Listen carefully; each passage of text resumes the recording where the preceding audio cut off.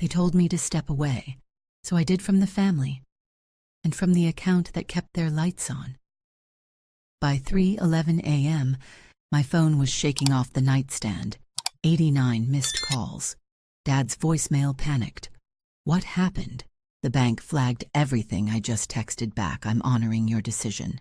That was before they realized the fund wasn't all I'd been holding together, and before I learned they had an $80,000 plan with my forged signature at the bottom. Stay with me, because this is the night the responsible one finally walked away. 12 hours before the 3:11 a.m. chaos, I was standing over my stove reheating leftover curry when my phone lit up with a group text. Mom, Dad, Megan, Aunt Carol, even Uncle Ray, though he rarely said anything. We've discussed it, and we think it's best if you step away for now. Megan needs space. We all do. No call, no explanation, just pixels. Aunt Carol reacted with a like. This was a dinner reservation, not the moment my family cut me loose. I didn't waste time asking why. I typed, understood. I'll respect that. And step away from the family fun too. The curry bubbled until it went dry while I opened my laptop. Logged into the joint account I'd quietly managed for 5 years, the one that paid Mom's insulin, stopped Dad's overdrafts, kept Megan's car running when her checks got delayed. Auto pays off, transfers canceled, linked cards removed, account closed. I washed my bowl, set it upside down to dry, and silenced my phone. They thought they were cutting me out of the family. What they didn't realize was they'd just cut themselves off from the only thing keeping their world stitched together. It didn't start with a text. It started with a phone call in the middle of a winter night. 5 years ago, my dad called me from a Walgreens parking lot. I could hear the rain hammering the roof of his truck and the fluorescent buzz of the sign overhead. His voice cracked before he even got to the point. They won't admit her without insurance, he said. We're tapped out. She's not going to make it, sweetie. That she was Megan, my younger sister. By the time the call ended, I was staring at my online banking app, watching my savings account drop to zero as I wired the payment for her rehab. She made it through. Everyone called it a miracle. Nobody said the miracle had a receipt with my name on it. No one offered to pay me back. No one even asked how I was doing. That was the first deposit into what would become a 5-year ledger of quiet rescues. A few months later, Mom was diagnosed with diabetes. Dad's hours at the warehouse were cut to part-time. Megan was in and out of stability. Every time she spiraled, there was another call, another quick favor. At first, it was manageable, $300 here for medication, $200 there for overdue utilities. But the asks started coming faster, bigger, and with less hesitation. One day, someone I can't even remember who anymore, floated the idea of an emergency family fund. Just something to help all of us in tough times, they said, like we were equals putting our chips into the pot. I was 27, single, working 80-hour weeks in finance. It made sense. On paper, I could afford it. So I did it, set up a joint account in my name. From that day, I became the treasurer of everyone else's emergencies. Mom's insulin prescriptions covered, Megan's therapy co-pays paid, Dad's late mortgage payments handled before the bank could send a notice. If the phone bill was about to be cut off, I logged in and fixed it. If the car needed repairs so Megan could make her shifts, I wired the money before she even booked the appointment. They gave me the passwords, the account numbers, the balances. Not because they trusted me, but because they didn't want to deal with it. They called me the responsible one. What they really meant was the convenient one. My own life shrank to fit the job. I moved to a smaller apartment, skipped vacations, learned how to make a week's worth of oatmeal stretch across dinners. I told myself it was temporary, that this was what family did. And then came the Christmas incident. Megan wanted new tires. I just paid her rent again and told her I couldn't. She went straight to my parents, said I was making her feel judged. That night, my phone buzzed with a text from Dad. Just try to be a little more understanding, Leah. She's in recovery. It didn't sound like a request. It sounded like a correction. Something shifted in me. Not a loud crack, more like the slow splintering of ice under pressure. I didn't fight back. I didn't even reply. Instead, I started keeping records, detailed, meticulous, obsessive. Every payment, every invoice, every overdraft I cleaned up, screenshots of bank balances before and after my transfers, notes about who asked for what and when, not because I planned to use it against them, not yet, but because I needed to see the truth in black and white to prove to myself that the drain was real, that the weight on my shoulders wasn't some story I'd made up. I didn't know when I'd need that proof, but I knew one day I would. Last month, Megan lit the match. It was a lazy Tuesday afternoon. My phone buzzed with a new message in the family group chat, the same thread where they coordinated birthdays, grocery requests, and occasional guilt trips. I opened it to see her message punctuated with a heart emoji at the end. Hey, I know money's tight, but could the fund cover a yoga retreat in Arizona? It's for my mental health. $3,200. I didn't reply. Not right away. I wanted to see how the others would respond. Dad came in first, quick as a reflex. Sounds like something you really need. Let's see what we can do. Mom followed with a heart reaction like she was blessing a charity donation. And there it was, the moment it crystallized. The fund wasn't help anymore. It was entitlement. It didn't matter that I created it, funded it, managed it. In their minds, it belonged to them. 2 nights later, during our monthly family call, I decided to test something. When my turn came, I shared the news I'd been promoted to director at the firm. Huge raise, more responsibility, a milestone I'd worked toward for over a decade. Dad cut me off halfway. Sorry, can we circle back to Megan's housing?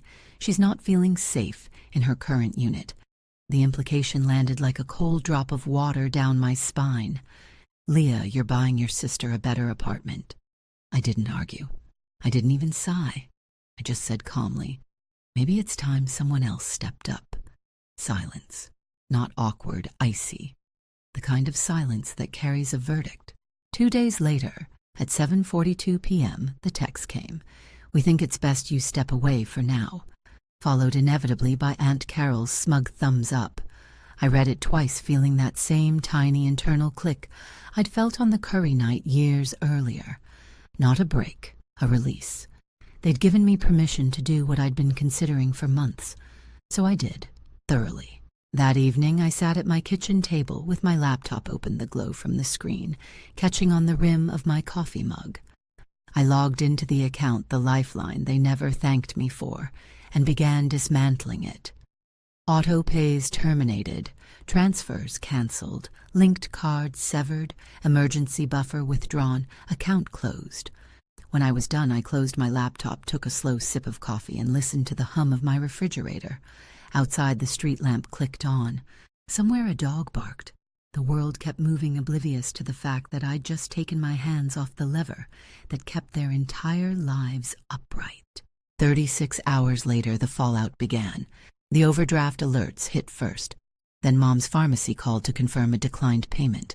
Then came Megan's voicemail, her voice trembling. Why would you do this?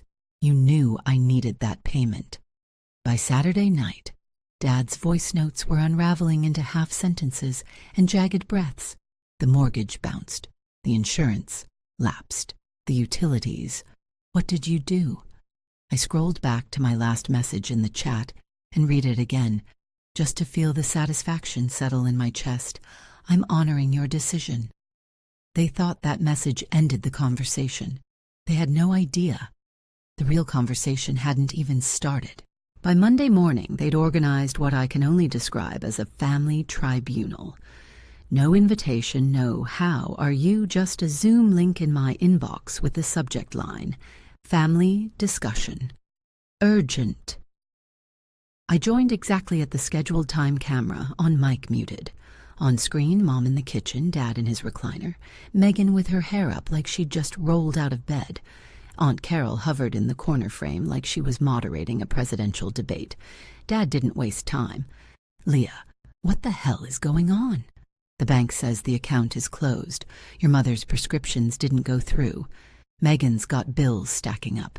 You need to fix this.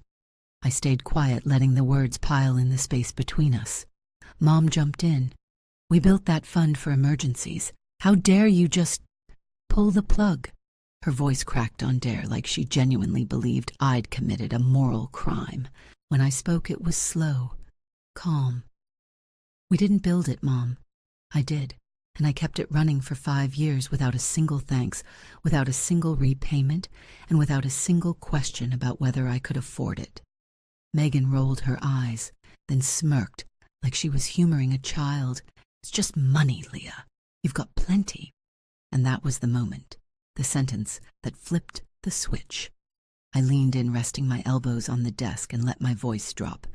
"You think I'm just a name on paper?" I smiled. I was the paper. The silence that followed was so deep I could hear the faint hum of Dad's ceiling fan. I clicked a few keys and shared my screen years' worth of financial records, neatly sorted into folders: transfers, receipts, overdraft fixes, medical payments, car repairs, rent bailouts. Each folder had subfolders. Each subfolder had timestamps. It was a visual autopsy of their dependency. Aunt Carol shifted uncomfortably. Dad frowned but said nothing. Mom's lips pressed so tightly they went white. I kept my voice steady 5 years, over $92,000 of my money, every payment documented, every request recorded, every lie logged. Megan tried to interrupt, but I talked over her. "And before you say, it's not about the money, you're right. It's about the fact that you've built your lives on the assumption I would always pick up the tab, even for your luxuries." Then I dropped the final folder into the shared screen. Forged documents. Scans of loan applications with my name printed neatly on the signature line, a handwriting match that wasn't mine. Loan amount $80,000. Co-signer me, apparently. Beneficiary Megan. I didn't look at her face. I didn't have to. "We're going to talk about this one last," I said, "but not here, with my attorney." I hit leave meeting before anyone could speak. Their frozen faces vanished from the screen, replaced by my own reflection in the black monitor, calm, controlled, and for the first time in years not afraid of what they might do next. They thought that was the end of the trial. It was just the opening statement. The moment the Zoom call ended, I didn't pace. I didn't cry. I opened a new document and began a timeline. Day 1, account closure. Day 3, family discussion. Day 3, 7 a.m. Evidence presented. Forged loan revealed. Next step, secure my position before they could spin a single narrative. My first call was to Marcus, an old college friend who now specialized in financial fraud cases. I sent him the scanned documents before he even said hello. 10 minutes later, his email came back. Forgeries clear. "You have more than enough to open a case. Question is, do you want to file criminal or civil?" Both, I thought. But out loud I said, "Start civil. Let's make them feel it slow." The thing about my family is they thrive in chaos. Loud phone calls, emotional pleas, manufactured emergencies. What they don't know how to fight is silence. So I gave them silence. While they were calling each other, blaming each other, trying to figure out who leaked the forged loan files, I was making appointments. My bank's fraud division, a real estate attorney to review Megan's lease, the one they wanted me to co-sign, an insurance broker to pull every policy my name was attached to. One by one, I cut those ties too. By Friday, they'd started sending messages not to me but to my coworkers. Megan DM'd my assistant asking if I was in a good mood today and if she could just talk to Leah for 5 minutes about the car. That's when I realized they weren't just panicking about money. They were panicking about access. The forged loan became my anchor point. Marcus drafted the initial demand letter, simple, precise, and surgical.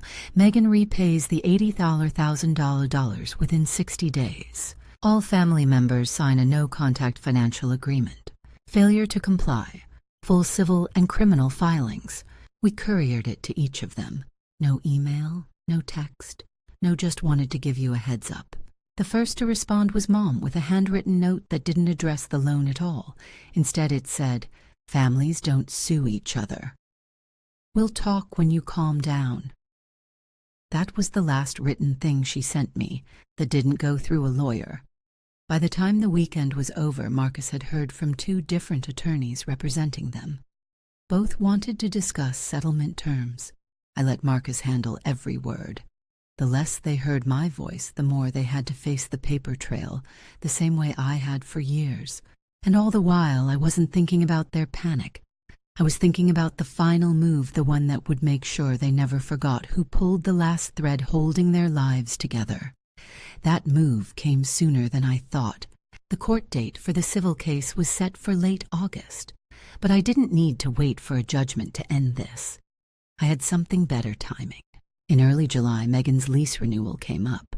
I knew because her landlord's office had accidentally CC'd me months ago when she first moved in, probably a leftover from when my name was on everything.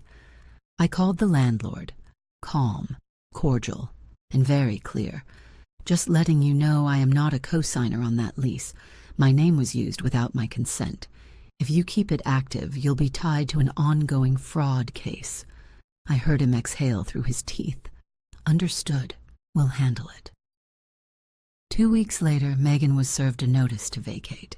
Dad tried to step in until he learned that the house he and Mom lived in was still technically in my name, from a refinancing deal I'd helped them with 3 years back.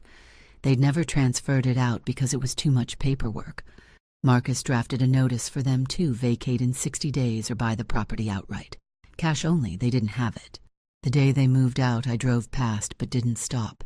The blinds were half closed, and Dad was wrestling with a couch in the driveway. Mom stood next to a stack of boxes staring at the lawn, like she couldn't quite process the fact that it wasn't hers anymore.